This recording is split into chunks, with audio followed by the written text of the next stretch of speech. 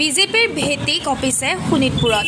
শোণিতপুৰ জিলাৰ বৰচলা বিধানসভা সমষ্টিত বিজেপিৰ বিৰুদ্ধে বিজেপিৰ যুঁজ অব্যাহত থকাৰ সময়তে এইবাৰ নিজ সমষ্টিতে গণবিক্ষোভৰ সন্মুখীন হৈছে বিজেপিৰ বিধায়ক গণেশ লিম্বু। আনকি বিজেপিৰ নেতাকৰ্মীয়েও এই বিক্ষোভত অংশগ্ৰহণ কৰিছে। গণেশ লিম্বু মুন্দাবাদ, গণেশ লিম্বু হাই হাই ধ্বনিত কপিল বৰচলাৰ বিহগুৰি ১ নং বিহগুৰি গাঁও পঞ্চায়তত ২ নং বিহগুৰি গাঁও পঞ্চায়ত চামিল কৰাত এতিয়া বিধায়ক গণেশ লিম্বুৰ বিৰুদ্ধে মুকলি বিদ্ৰোহ হৈছে।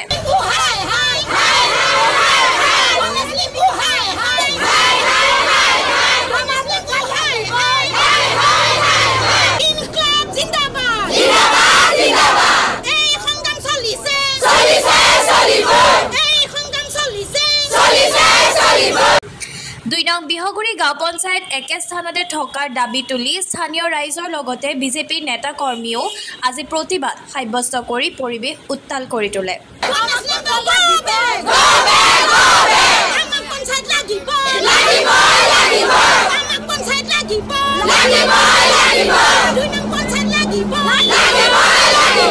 ইয়াত নাথাকিলে মানে আমাৰ বহুত অসুবিধা হ'ব।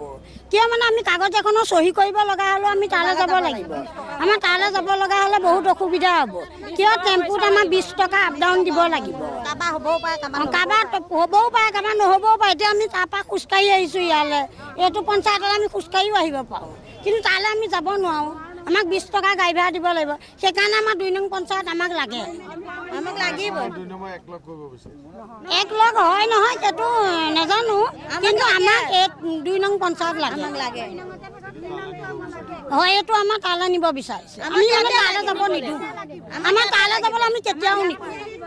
আমাৰ এইটো আমাৰ পঞ্চায়ত আমাক মুঠতে লাগে। কিয় আমাৰ ইয়াত দুটা অধিকাৰী বেছি আছে, তাত কম আছে।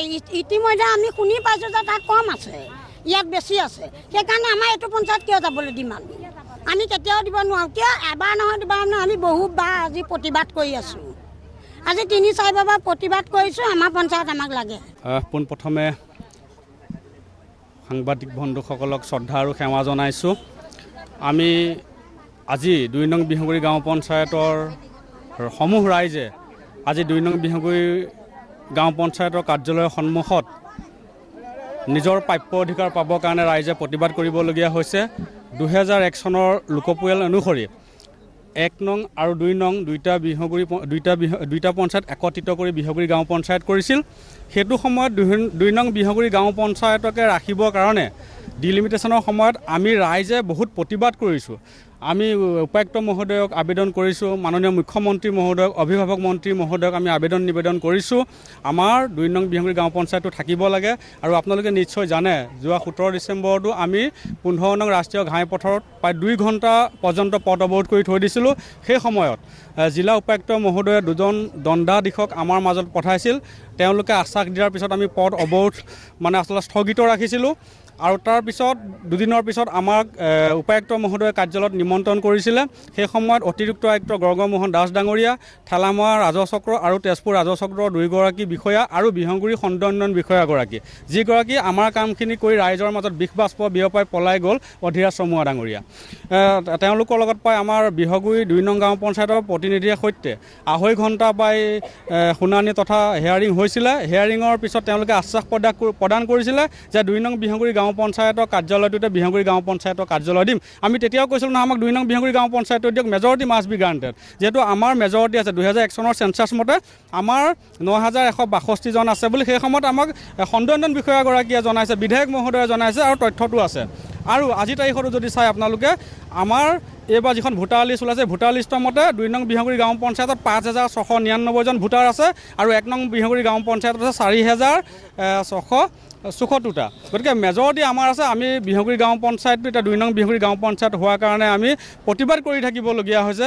এইটো আচলতে আমাৰ ইটোৰ পিছত সিটো প্ৰতিবাদ হৈ আছে। আমাৰ কাৰণে আটাইতকৈ দুৰ্ভাগ্য। আৰু এই গোটেই ঘটনাটো মই ভাবোঁ, ময়ো এজনে দলীয় কাৰ্যকৰ্তা, কিন্তু দলত থাকিলেও সঁচা কথা ক'ব লাগিব। অসমৰ মাননীয় মুখ্যমন্ত্ৰী মহোদয়ে জাতিৰ স্বাৰ্থত কাম কৰি আছে। এই সুযোগতে তেখেতকে আমি স্বনামধন্য ডক্টৰ হিমন্ত বিশ্ব শৰ্মাৰ অসমৰ সুযোগ্য সন্তান মুখ্যমন্ত্ৰী ডাঙৰীয়াক আমি অন্তৰৰ নিৰ্ভীক কোণৰ পৰা শ্ৰদ্ধা আৰু সেৱা জনাইছোঁ।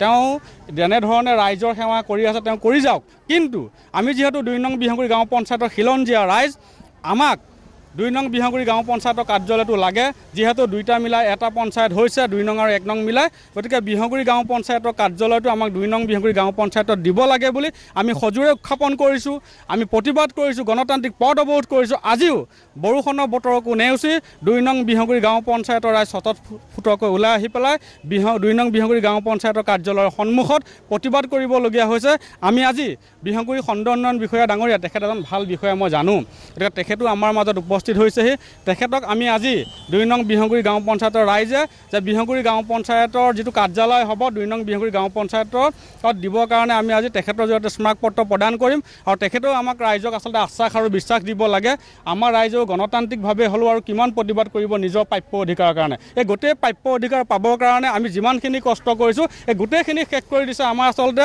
বৰচলা সমষ্টিৰ সন্মানীয় বিধায়ক গণেশ কুমাৰ লিম্বু ডাঙৰীয়া